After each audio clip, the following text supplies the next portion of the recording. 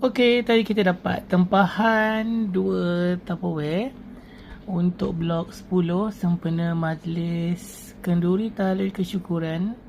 Blok 10 di atas kemenangan meraih Johan peringkat Felda Bukit Senggih keceriaan blok. Jadi Alhamdulillah Pak Ain dapat siapkan hamper 2 biji ni. 2 biji hamper ni Pak Ain sponsor balut lah. Dia orang beli Tupperware saja. Tupperware yang Pak Ain balut ni harga dia RM20 sebiji. Pak Ain balut macam Pak Ain buat ni, yang Pak Ain cepatkan ni, RM10 je dia punya kos. So total semua RM30 lah. 2 biji semuanya Alhamdulillah. Dan Pak Ain gunakan kain net yang kasar tu. Kain net kasar yang Pak Ain gunakan ni, dia punya kos dia lebih kurang tak mahal sangat lah, murah sikit sebab kain net kasar. Pak Ain gunakan dalam satu Tupperware tu dalam 1 meter macam tu lah, agak-agak lebih kurang lah. Ok, kita tarik-tarikkan dia. Dan kedua tu ada rosak sikit, nampak tu. Tapi masih boleh dibaiki. Dan Pak Ain terus baiki dia.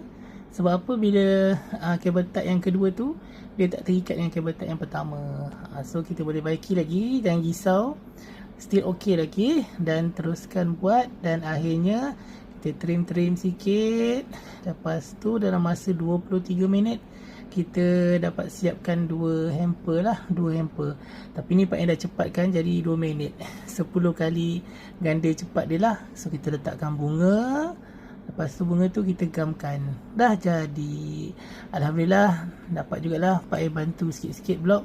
Walaupun tak bantu banyak, dapat bantu tolong bungkuskan hadiah hamper untuk VIP pun Alhamdulillah.